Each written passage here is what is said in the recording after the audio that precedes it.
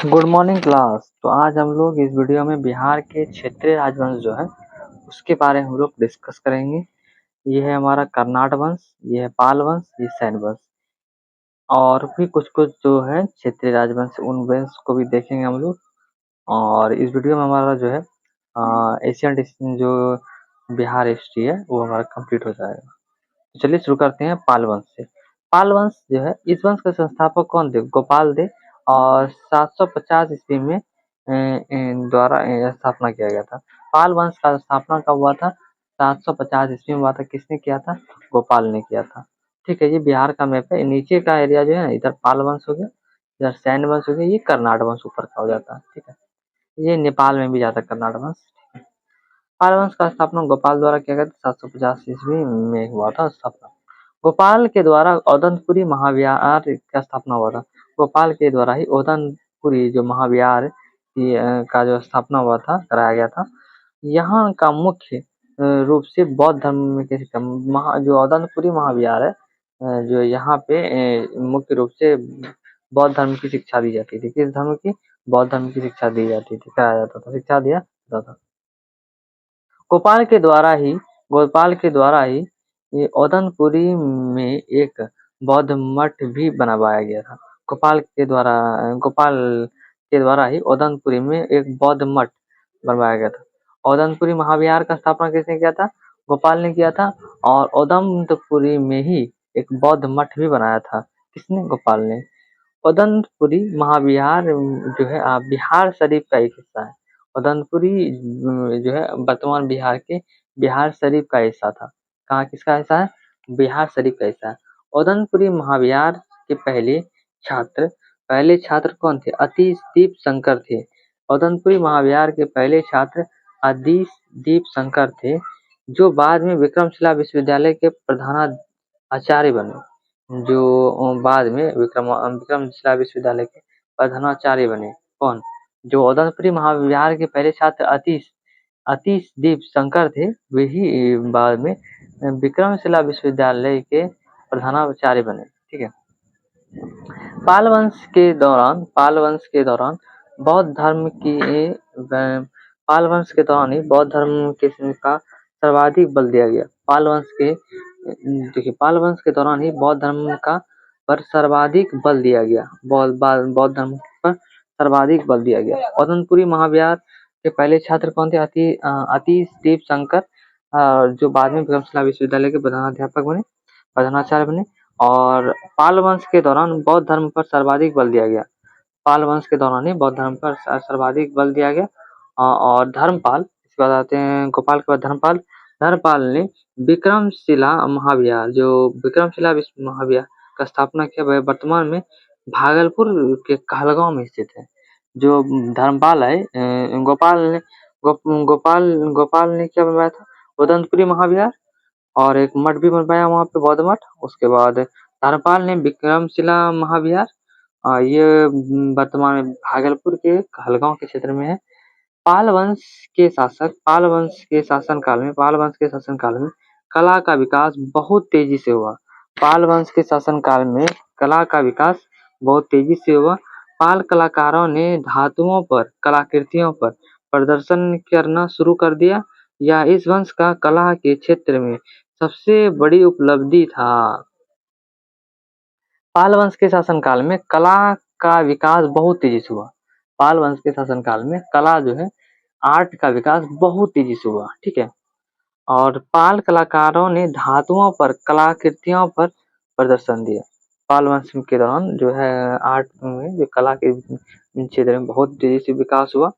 और पाल कलाकारों ने धातु की कलाकारियों पर प्रदर्शन करना शुरू कर दिया था। पाल कलाकार जो थे उस समय, जो पाल वंश के समय जो शासन काल में जो कलाकार थे, उन्होंने धातु जो है मेटल जो कलाकार, धातुओं का जो कलाकारी का प्रदर्शन करना शुरू कर दिया। इस वंश का जो कलाकार के क्षेत्र में, कला के क्षेत्र में सबसे बड़ी उपलब्धि था। और ये जो धातु पे जो कलाकृतियों का जो प्रदर्शन कर रहे थे, शुरू किया था, यह इस वंश का जो कला के क्षेत्र में, आर्ट के क्षेत्र में सबसे बड़ा उपलब्धि था। ठीक है। इस वंश का दो प्रमुख कलाकार थे। धीमन तथा बिटपाल, इस वंश के दो प्रमुख कलाकार थे। एक कौन था? धीमन था, दूसरा कौन था? बिटपाल था। इस वंश का दो प्रमुख कलाकार था, एक धीमन था, दूसरा बिटपाल था। ठीक है, अब आगे देखते हैं। धर्मपाल के बाद आते हैं देवपाल। देवपाल ने इस वंश की राजधानी मुंगेर को बनाया था। देवपाल आए तो उन्होंने जो इस वंश का जो राजधानी है वो कहाँ बनाया इन्होंने? मुंगेर को बनाया। कहाँ बनाया? मुंगेर को बनाया। ठीक है, अब हम लोग आते हैं आगे। कर्नाट वंश। कर्नाट वंश जो है आपका जो है हम लोग जो मैप में देखे थे, पाल वंश जो हमारा था नीचे था, पाल वंश नीचे था। कर्नाट वंश ये नेपाल के क्षेत्र में आते हैं। ठीक है, नेपाल तथा उत्तरी बिहार में आते हैं, आता है। ठीक है, कर्नाट वंश जो है इसका स्थापना 1097 ईस्वी में नान्य देव के द्वारा हुआ। किसके द्वारा हुआ था? नान्य देव द्वारा हुआ था। इस वंश का स्थापना 1097 ईस्वी में नान्य देव के द्वारा किया गया था। यह जो था उत्तरी बिहार तथा नेपाल के हिस्से जो है साथ साथ नेपाल के हिस्से में भी इस शासकों के अधीन था। जो कर्नाट वंश था ये 1097 में नान्यदेव द्वारा किया गया था स्थापना, और ये उत्तरी बिहार तथा नेपाल के हिस्से भी इस शासन के अधीन में थे। नान्यदेव का पुत्र गंगदेव, जो नान्यदेव का जो पुत्र कौन था? गंगदेव, इस वंश की राजधानी सिमरावगढ़ को बनाया। कहाँ बनाया? सिमरावगढ़ को बनाया। जो नान्यदेव का पुत्र गंगदेव थे उन्होंने जो यहाँ कर्नाट वंश का जो राजधानी कहाँ बनाया? सिमरावगढ़ को बनाया। सिमरावगढ़ वर्तमान में नेपाल का हिस्सा है। सिमरावगढ़ जो है वर्तमान में किसका हिस्सा है? नेपाल का हिस्सा है। कर्नाट वंश के शासन को मिथिला का स्वर्णयुग कहा जाता है। कर्नाट वंश का शासन को मिथिला का स्वर्णयुग कहा जाता है। कर्नाट वंश के शासन को मिथिला का स्वर्णयुग कहा जाता है। गयासुद्दीन तुगलक का जो है गयासुद्दीन तुगलक का बिहार अभियान में 324 ईसा पूर्व में हुआ था। गयासुद्दीन तुगलक जो है, तुगलक वंश के शासक जो है हम गयासुद्दीन तुगलक, इनके बारे में हम लोग आगे पढ़ेंगे। ठीक है, गयासुद्दीन तुगलक ने जब बिहार अभियान किया 324 ईस्वी में हुआ था। इस समय कर्नाट वंश के शासक कौन थे? हरि सिंह थे। इस समय जो है कर्नाट वंश के शासक कौन थे? हरि सिंह थे। हरि सिंह को पराजित कर गयासुद्दीन तुगलक ने जो इसे दिल्ली सल्तनत में मिला लिया। जो जब अभियान किया इन्होंने 1324 ईस्वी में गयासुद्दीन तुगलक ने, तो वहाँ के जो कर्नाट वंश के शासक कौन थे? हरि सिंह। हरि सिंह को हराकर गयासुद्दीन तुगलक ने दिल्ली सल्तनत में जो है कर्नाट वंश को मिला लिया। ठीक है, जब बख्तियार खिलजी का आक्रमण हुआ तो कर्नाट वंश पर हुआ था। जब बख्तियार खिलजी का आक्रमण हुआ था वो कर्नाट वंश पे हुआ था। यहाँ का शासन नरसिंह देव था। नरसिंह देव ने बख्तियार खिलजी को नजराना देकर संतुष्ट कर दिया था। ठीक है, ये पॉइंट पहले आएगा। ठीक है, ये पॉइंट हमारा पहले आएगा कि कर्नाट वंश के शासन का मिथिला में स्वर्णयुग कहा जाता है। ठीक है, ये हम लोग यहाँ तक हो गया। नान्यदेव का बाद होता है गंगदेव। ठीक है, यहाँ पे हम लोग जो जब बख्तियार खिलजी का आक्रमण हुआ था कर्नाट वंश में, तो उस समय क्या हुआ था? जो नरसिंह देव थे उन्होंने बख्तियार खिलजी को मतलब कुछ मुद्राएं या कुछ नजराना देकर संतुष्ट कर दिया था और उन्होंने आक्रमण नहीं किया। फिर जब गयासुद्दीन तुगलक का बिहार में अभियान हुआ तो 1324 ईस्वी में, उस समय कर्नाट वंश के शासक कौन थे? हरि सिंह थे। नरसिंह देव के बाद हरि सिंह बने थे। ठीक है, तो उन्होंने हरि सिंह को पराजित कर गयासुद्दीन तुगलक ने इसे दिल्ली सल्तनत में मिला लिया। किसको मिला लिया? हरि सिंह ने दिल्ली सल्तनत में जो है ये कर्नाट वंश के क्षेत्र को मिला लिया। गयासुद्दीन तुगलक से पराजित होने के बाद हरि सिंह नेपाल चले गए। गयासुद्दीन तुगलक से जो पराजित होने के बाद, हार होने के बाद हरि सिंह जो थे वो नेपाल चले गए। और 14वीं सदी के अंत में के दशक में इस वंश का पूर्णतः पतन हो गया। 14वीं सदी जो है इसके अंत में, 14वीं सदी के अंत में अंतिम दशक में, 14वीं सदी का जो अंतिम दशक था उस समय क्या हुआ था कि इस वंश का पूर्णतः पतन हो गया। अब हम लोग वैनवार वंश देखेंगे। वैनवार वंश देखेंगे। तो ये बेनवार वंश है ना, बिहार का ये फिगर हो गया। ये जो एरिया है ना, ये पश्चिम चंपारण, पूर्वी चंपारण, सीतामढ़ी जो है, ये आपका ये जो एरिया है, यही आपका ये तिरहुत का एरिया कहलाता था। ठीक है। बेमनार वंश जो है, ये 14वीं सदी में तिरहुत के क्षेत्र में अभियान हुआ था। 14वीं सदी में 14वीं सदी में तिरहुत के क्षेत्र में अधिकार हो गया। किसका? बेमनार वंश का हो गया। 14वीं सदी में 13वीं सदी में ये जो था 14वीं सदी में आपका जो कर्नाड वंश था, उनका तो पतन हो गया। उसके बाद बेमनार वंश जो थे 14वीं सदी में तिरहुत क्षेत्र पे अधिकार हो गया। बेमनार वंश का हुआ था 14वीं सदी में हुआ था। और इसके पश्चात फिरोज शाह तुगलक के द्वारा बेमनार वंश का स्थापना हुआ था। जब ग्यासुद्दीन जो है आपका, ग्यासुद्दीन तुगलक ने आपका कर्नाड वंश को पतन कर जो अपने मिला लिया, उसके बाद जो आए ग्यासुद्दीन तुगलक के बाद मोहम्मद बिन तुगलक के बाद फिरोज शाह तुगलक आते हैं, FST इन्हें कहा जाता है। उनके द्वारा बेमनार वंश का स्थापना किया गया। कब? 14वीं सदी में ही तिरहुत के क्षेत्र में किया गया था। इस क्षेत्र में पहले जो ये वाला क्षेत्र था, ये आपका था कर्नाड वंश। इसी में आपका तिरहुत क्षेत्र में आपका फिरोज शाह तुगलक के द्वारा, ये तुगलक वंश के भी राजा बने थे, तो इन्होंने जो है बेमनार वंश का स्थापना किया था। बेमनार वंश में अनेक प्रसिद्ध राजा हुए, जिनमें सबसे प्रतापी राजा शिव सिंह थे। कौन थे? शिव सिंह थे। शिव सिंह के दरबार में प्रसिद्ध मैथिली कवि विद्यापति रहते थे। कौन रहते थे? विद्यापति रहते थे। बेमनार वंश अनेक प्रसिद्ध राजा हुए थे। बेमनार वंश में अनेक प्रसिद्ध राजा हुए थे, बहुत राजा हुए थे। इस जिसमें अनेक प्रतापी राजा जो थे आपका शिव सिंह थे। शिव सिंह के दरबार में ही प्रसिद्ध मैथिली कवि विद्यापति रहते थे। विद्यापति रहते थे। चेरू वंश। चेरू वंश जो है आपके पाल वंश के पतन के बाद कई जनजातीय राज्य का उदय हुआ। चेरू वंश जो है, चेरू वंश जो है पाल वंश के पतन के बाद, चेरू वंश जो है पाल वंश के पतन के बाद कई जनजातीय राज्य का उदय हुआ।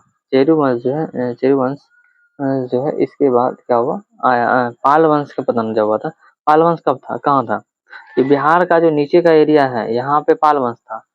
पाल वंश के पतन मतलब पाल वंश जब समाप्त हो गया, उसके बाद जो है कई जनजातीय राज्य का उदय हुआ, और जिसमें सबसे प्रमुख कौन था? चेरू था। जब इसमें जो है कई जनजातीय राज्यों का उदय हुआ, इसमें सबसे प्रमुख कौन था? चेरू प्रमुख था। चेरू का राज्य क्षेत्र निम्नलिखित था। चेरू का राज्य क्षेत्र कौन कौन था? शाहाबाद, सारण आ जाता है, मुजफ्फरपुर तथा पलामू का क्षेत्र आता है। ये वाला जो एरिया है, ये वाला एरिया, ये वाला एरिया, ये वाला इसका आता है आपका चेरू का। शाहाबाद, सारण और मुजफ्फरपुर आ जाता है, फिर पलामू आ जाता है क्षेत्र। इस क्षेत्र में चेरू वंश के क्षेत्र में आता है। 1660 ईस्वी में चेरू को मुगल साम्राज्य मिला ले गया।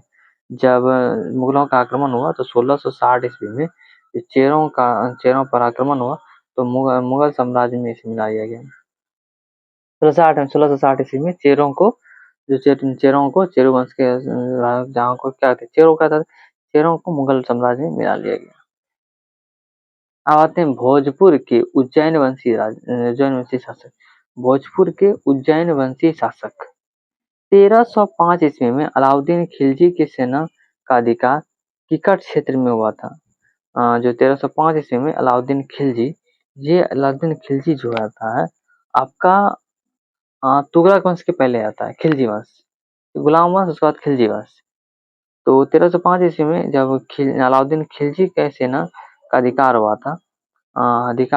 तो किकट क्षेत्र में हुआ था। कहाँ हुआ था? किकट क्षेत्र में हुआ था। 1305 ईस्वी में अलाउद्दीन खिलजी की सेना का अधिकार कहाँ हुआ था? किकट क्षेत्र में हुआ था। ये किकट क्षेत्र जो है आपका मगध तथा मध्य बिहार का हिस्सा है। जो किकट क्षेत्र किसको कहते हैं हम लोग? मगध तथा मध्य बिहार के हिस्से को कहते हैं। इस क्षेत्र में राजा मुकुंद ने यहाँ शरण लिया। इस क्षेत्र में राजा मुकुंद ने यहाँ शरण लिया। अलाउद्दीन खिलजी के द्वारा इन्हें यहाँ का शासक बनाया गया। 1305 अलाउद्दीन खिलजी के सेना का अधिकार किकट क्षेत्र में हुआ, मगध और मध्य बिहार के हिस्से में, और इस क्षेत्र में राजा मुकुंद ने यहाँ शरण लिया। इस क्षेत्र में राजा मुकुंद ने यहाँ पे शरण लिया और अलाउद्दीन खिलजी के द्वारा यहाँ का शासक बनाया गया। किसको? राजा मुकुंद को। मुकुंद उज्जैन वंशी राजपूत शासक था। और मुकुंद जो थे वो कौन थे? उज्जैन वंशी राजपूत शासक थे। कौन थे? उज्जैन वंशी राजपूत शासक थे। इनका अधिकार बिहार के किकट क्षेत्र में हुआ। इनका अधिकार कहाँ हुआ था? इनका अधिकार बिहार के किकट क्षेत्र में हुआ था। ठीक है। तो जब अलाउद्दीन खिलजी ने यहाँ पे 1305 में आक्रमण किया तो उन्होंने किकट क्षेत्र का अपना अधिकार कर लिया। जो किकट क्षेत्र मगध और मध्य बिहार का हिस्सा है। इस क्षेत्र में राजा मुकुंद ने यहाँ शरण लिया और अलाउद्दीन खिलजी के द्वारा इन्हें यहाँ पे शरण मिला।